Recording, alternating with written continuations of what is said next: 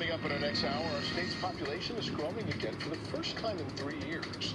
In one Bay Area city, that's tied directly to the amount of housing it's building. How Emeryville's proactive approach is paying off. Plus, at a time of tensions in the Middle East, a unique Bay Area cafe is telling the story of its culture through its coffee. How it's fighting stereotypes one cup at a time. Thank you so much for watching. We have more headlines and weather in minutes here on KPIX Plus. The Barnes firm has years of experience handling thousands of car crash cases.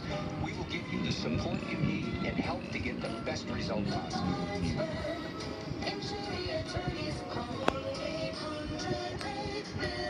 I have a kid. When I see parents who are struggling or kids who are struggling, I really feel all of those stories.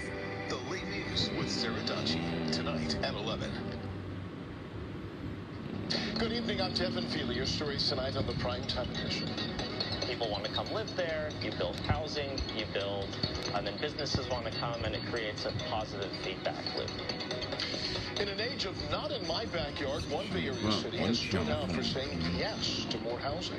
How its proactive approach is paying off. With the Biden administration taking another step towards reclassifying marijuana as a less dangerous drug, we all wonder what will be the impact at dispensaries like this one. More details coming up. Nice weather across the Bay Area for this last day of April, and a little warming trend kicks in as we start the month of May. Details coming up in the First Alert forecast. A population boom. Why this is a banner year for Pier 39's famous sea lions. And at a time of tensions in the Middle East, a Yemeni-owned cafe in the Bay Area is trying to build bridges in their neighborhood. How they're using coffee to highlight their culture. That's how you introduce yourself to other cultures, is trying other things, you know. From CBS News Bay Area, this is the Primetime edition on KPIX Plus. Good evening, I'm Devin Feely. These are tonight's primetime headlines. Oakland City Council approved the contract of the new police chief, Floyd Mitchell.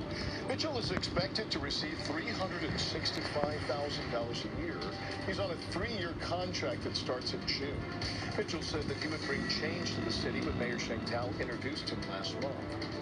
A car fire on the Bay Bridge this morning shut down the westbound lanes to San Francisco. Now, thankfully, the driver of this SUV was able to escape safely with no injuries. All lanes on the Bay Bridge reopened by noon. The Oakland Fire Department is investigating the cause of that fire.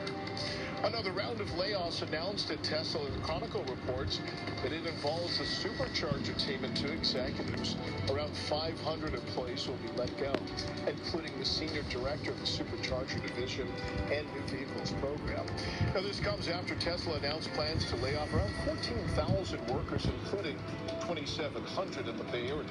Those layoffs will begin June 14th. Taking a live look outside in San Francisco tonight. Let's go and get a check on our First Alert forecast with Chief Meteorologist Paul Hagen. Devin, just a really nice day to finish off the month of April, including a nice end to the day. This is our time lapse looking from Salesforce Tower towards Sutro Tower. The towers just looking at each other, at least the few hours leading up to sunset. Hardly a cloud in the sky, just a little bit of sea smoke occasionally wafting through with that onshore breeze, but a beautiful sunset across the entire Bay Area this evening. Temperatures today were almost exactly average for the last day of the month. Let's take a look at those observed high temperatures from earlier today. Made it up into the low 70s in the Santa Clara Valley. Some of the warmer spots were